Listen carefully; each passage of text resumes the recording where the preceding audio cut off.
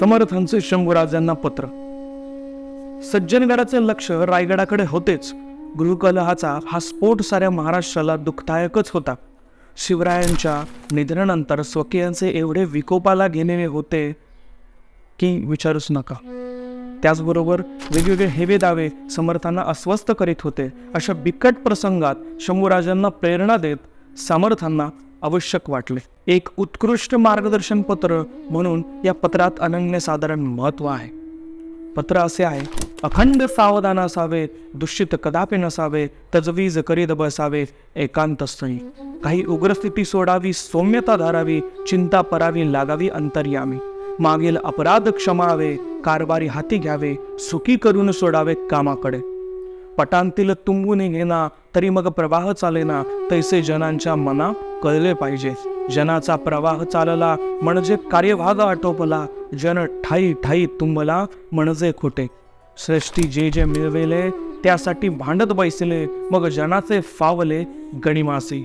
ऐसे साहता करू नये, दोघे भांडतात तिसऱ्याच जय. धीर धरुणी महत्कार्य समजून करावे, आधीच पडली धास्ती म्हणजे कारभार होय नसती. या कारणे समस्त बुद्धी शोधावी, राजी रागता जग, मग कार्यभागाची लगबग. ऐसी जाणवणी सांग, समाधान राखावे, सकळ लोक एक करावे, गनिमा निपटून काढावे, येणे करिता कीर्ती धावे दिगंतरी.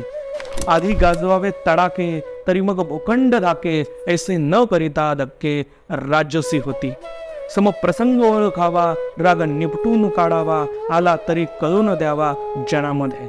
राज्यामध्ये सखळ लोक सलगी देवनी करावे सेवक, लोकांचे मनामध्ये धाक उपजोचीचे नहे. बहुत लोक मिळवावे, एक विचारे भरावे, कष्ट करून घसरावे म्लेच्छांवरी. आहे ते तुके जतन करावे, पुढे अधिक मिळवावे, महाराष्ट्र राज्य करावे जिकडे तिकडे. लोकी हिंमत धरावी, शर्तीची तरवार करावी, चढती वाढती पदवी पावाल त्याने. शिवरायांचे आठवावे रूप, शिवरायांचा आठवावा प्रताप, शिवरायांचा आठवावा साक्षेप भूमंडळी. शिवरायांचे कैसे बोलणे, शिवरायांचे कैसे चालणे, शिवरायांची सलगी देणे कैसे असे. सकळ सुखांचा केला त्याग, करोनी साधिजे तो योग.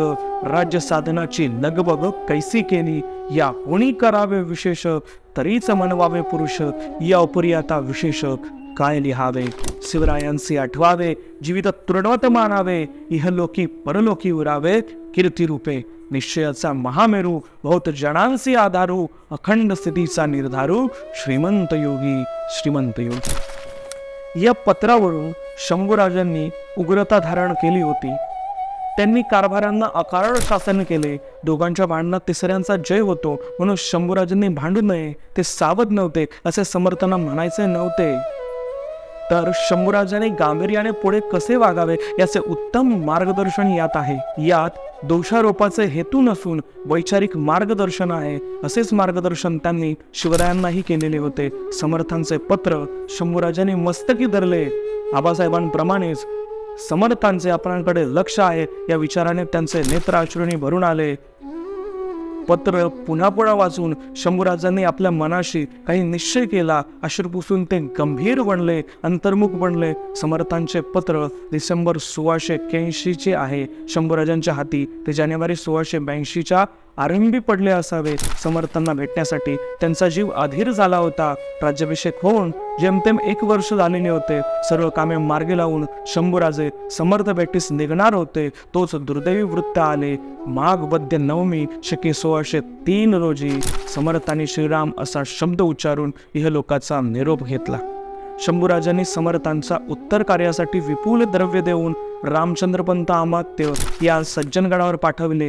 1.5 महिन्यानंतर स्वतः जाऊन समाधीचे दर्शन घेतले. त्या ठिकाणी मोठे मंदिर बांधून मठाच्या खर्चासाठी सर्व व्यवस्था केली. शंभूराजांच्या मनात समर्थांबद्दल नितांत आदर होता आणि आपण असं म्हणतो की ज्याप्रमाणे छत्रपती शिवरायांचे गुरु समर्थ रामदास होते, त्याच पद्धतीने छत्रपती संभाजी महाराजांचे सुद्धा गुरु किंवा गुरुतुल्य असे समर्थ रामदास होते.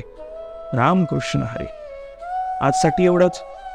धर्मवीर या शृंखलेतील या पुष्पात इथेच थांबू. पुन्हा भेटू नव्या पुष्पामध्ये. जय हिंद, जय भारत, जय शिवराय. जय शंभूराजे.